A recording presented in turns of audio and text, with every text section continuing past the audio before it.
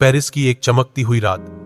Theatre की रोशनियां आंखों को चकाचौंध कर रही हैं। स्टेज पर एक औरत खड़ी है, जिस्म पर सिर्फ एक पतली सी चादर, बाकी सब कुछ उसके आत्मविश्वास और अंदाज में लिपटा हुआ। वह धीरे धीरे हरकत करती है, हर मोड़ जैसे सांस रोक देता हो। आंखों में अजीब सी आग, होंठों पर हल्की सी मुस्कान। वह है माता हारी, एक ऐसी औरत जिसने अपने हुस्न, अपने नृत्य और अपनी कशिश से मर्दों को दीवाना बना दिया। आज सुनो उसकी वह कहानी जो स्कैंडल, ताकत और धोखे से भरी हुई है, और जिसे सुनकर तुम एक पल भी नजरें नहीं हटा सकोगे। 1876 में हॉलैंड में पैदा हुई। असली नाम था मार्गरीटा गर्टरूडा जेले। सिर्फ 18 साल की उम्र में उसने एक उम्रदराज फौजी अफसर रूडोल्फ मैक्लियोड से शादी की। शादी के बाद वह जावा चली गई।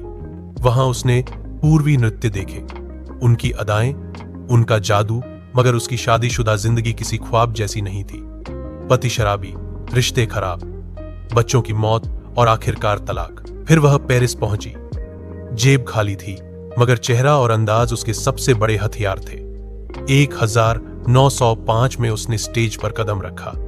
नया नाम रखा, माता हारी, जिसका मतलब था सूरज की आंख। उसका नृत्य आम नहीं था। वह गहनों और हल्की चादरों में लिपटी ऐसे अंदाज से नाचती कि देखने वाले दंग रह जाते।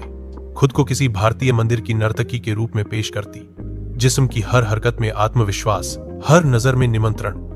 लोग दीवानों की तरह तालियां बजाते, दौलत लुटाते। जल्द ही वह सिर्फ नर्तकी नहीं रही, बल्कि एक मशहूर कोर्टेसान बन गई।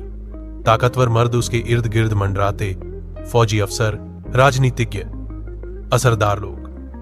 वह उनके करीब जाती, उनकी महफिलों का हिस्सा बनती और उनके राज सुन लेती।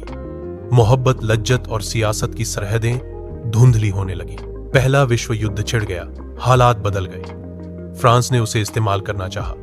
कहा गया कि वह जर्मन अफसरों के करीब जाए और जानकारी हासिल करे।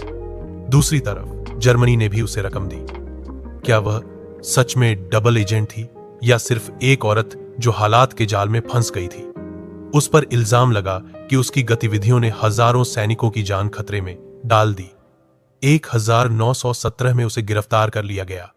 अदालत में उसने कहा, मैं एक कोर्टेजान हूं, जासूस नहीं। मगर फैसले बदलते नहीं थे।